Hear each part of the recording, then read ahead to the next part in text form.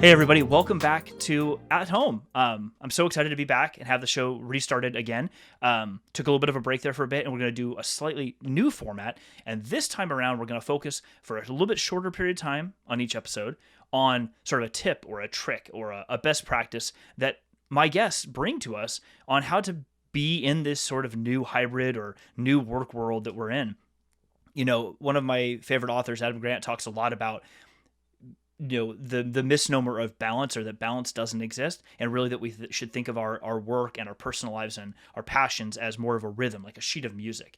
You're going to have high notes and low notes over a period of time, but over that longer period of time you find this rhythm that works and it functions for you. And so the idea behind this new version of the show is to talk to these guests about what one thing, if they can pick one, has really helped them start to create that rhythm for themselves.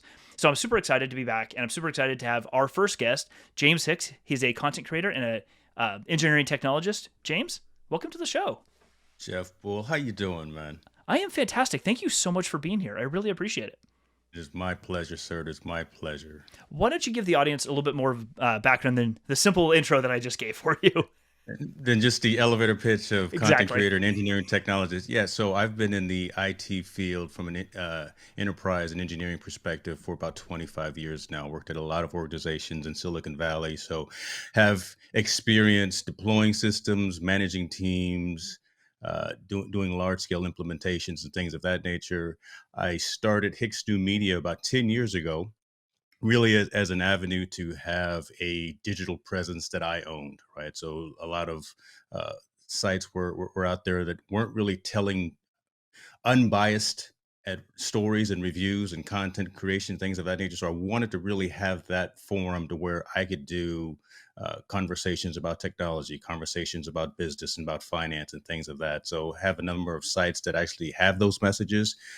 Also doing live video and audio content creation as well now. So staying active, right? I mean, that's what the idea is, and continuing to push message and continuing to try to grow community, and loving this thing that you're doing here with the at home series. So I'm just humbled to be here, Jeff. Appreciate you. Well, I really appreciate it. And it's something you touched on that I really love hearing in how you just described the last 10 years of your life, is that you described it as the last 10 years. You didn't describe it as how things come out of 2020, which I think Right. so many of us still are thinking about is in the context of what has the last year and a half been like.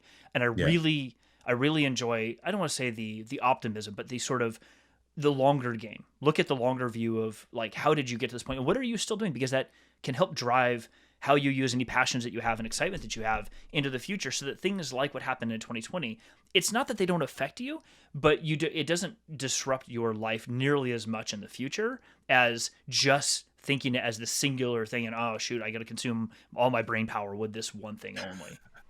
Yeah, right. I mean, really, if you've been in any type of enterprise organization or field, you understand the term and the concept of being able to pivot, right? And being able to be flexible. So yeah, the last 15 months have been brutal, right? The world literally stopped. But we are to a point now where it is light at the end of the tunnel, and that light is not a train coming after us. So there are positive things that are happening. We are slowly starting to get back to a point where we are opening up and going out and seeing our family, friends, coworkers, things of that nature. But don't let 2020 consume everything that is you, right? There is still so much more positive that's going on in the world. There's still so much that you can continue to do, either from an influence perspective, from an activity perspective. So again, be flexible, be able to pivot, and look at this as just an opportunity as opposed to a challenge to do better and be better. Yeah, I totally agree with that. So let's get into today's topic. You have Yes, obviously sir. been doing a lot of content in the last 10 years, and specifically, as we were talking pre show, about a lot of the content you've been putting out in the last 6 months to a year, 15 months, whatever. I don't know. Time doesn't seem to mean anything anymore to me. We're in this weird What's vortex. today? Is Tuesday every day. It's Groundhog's Day every day, brother. Exactly. With all the content that you create through Hicks New Media, as well as your I don't say your professional life, but what you do full time for the actually working in the tech industry for Right. a big name company. So I guess what I really wanted to ask you today is, if you could pick one thing, what would you say that one thing is that has helped you create a rhythm between the things that you are passionate about under Hicks New Media as an example, and the Mm. full time gig that you do for your company? Yeah. So I'm a blend that answer into a couple of things. And one thing that's really nice is my professional role at Silicon Valley. Really, they know what I do, and there's no conflict of interest. So for one, I've got the buy-in from my organization to continue to go out there and evolve and create and do what I do from a content creation perspective. So I love that, and that's definitely key.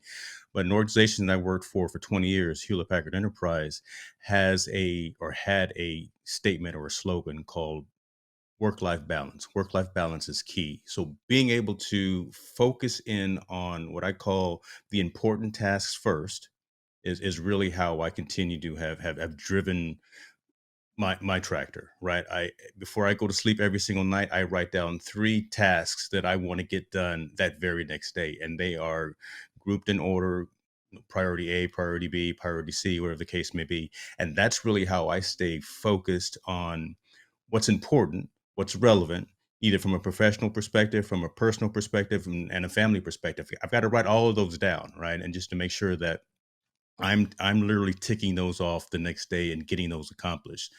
Along with that, I've really started to kind of get up early instead of staying up late.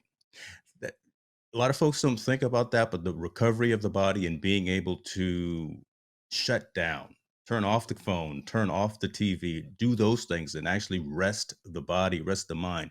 That's incredibly key as well. It doesn't seem it's not one of those things that you would think that you would find in a business school or you would find in a textbook as kind of that aha moment, but it's so simple of really being able to pause, take time for yourself and recover. And also the concept that I was saying of writing down and documenting. So journaling is really become key for me in terms of being able to keep my task and my priorities in alignment with what I want to be doing. I really can appreciate that. I've been trying personally doing journaling for the past month or so, and I'm not super consistent about it. I will say everything you just described and doing it on a regular basis really does help.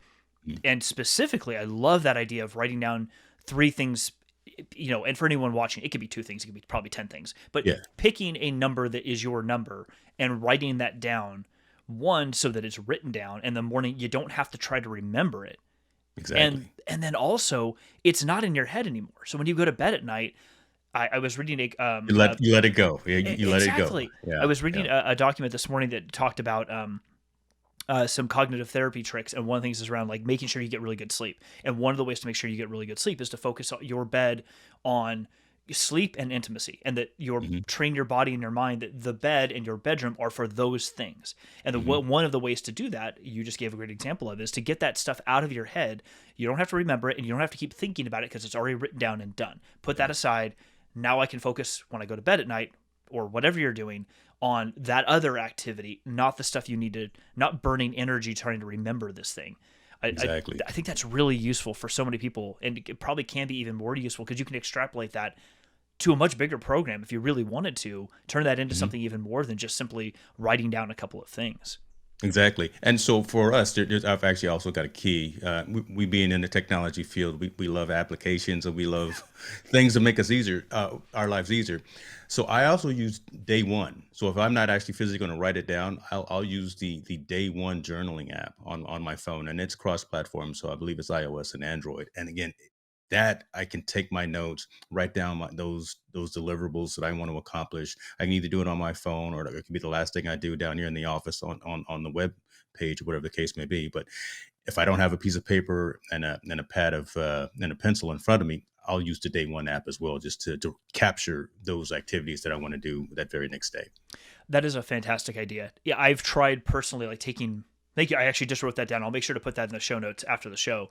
When this gets posted, I was trying to carry a book around or a journal around with me and make sure I Hmm. write in it. And it feels good to do that.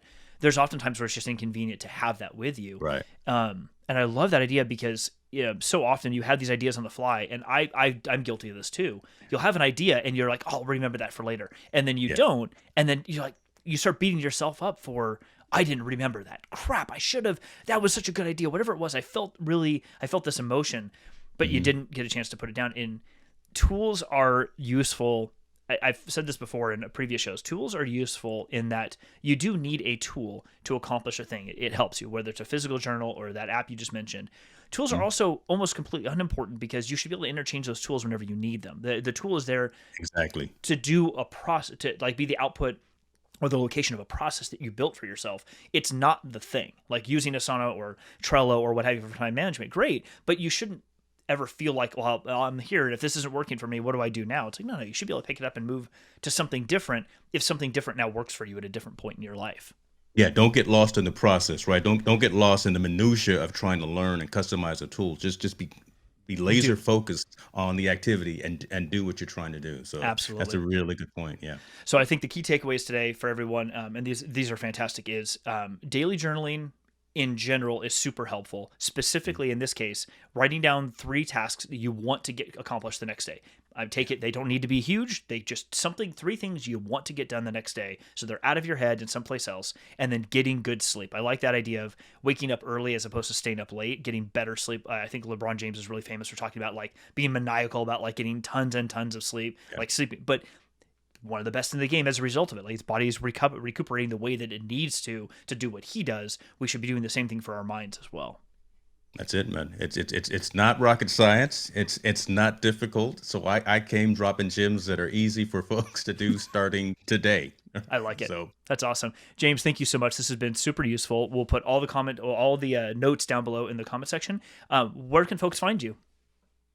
for the most part, everything social, James Hicks, primarily on YouTube, James Hicks, Twitter, James Hicks, on Facebook at Hicks New Media. So if it's a social network, I might be out there somewhere, but you can definitely find me at those locations. That's fantastic. And any upcoming content you want to tease before we wrap up for the day? Well, today is a busy day, and the three things that I wrote down last night was at home with Jeff Bull.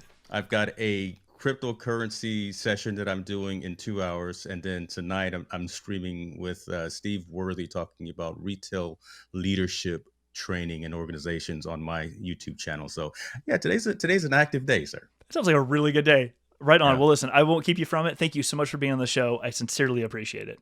thank you, brother. Appreciate you. And everybody else, thank you so much for joining. I really appreciate being back, doing these videos again, and bringing you really interesting information from everyone from all walks of life who have found their ways of getting through the day, the week, the month, and thriving. Not just getting through, but thriving and really being able to bring their passions into whatever they do in every aspect of life. If you haven't subscribed already, please hit that subscribe button. I really appreciate it. Like the video. It does help with the algorithm. Click the little bell. You've heard this all before. And leave a comment if you have any thoughts on upcoming people that might want to be on the show or topics or anything like that. Just put them in the comments below. I sincerely appreciate it. Have a wonderful afternoon, and we will see you soon.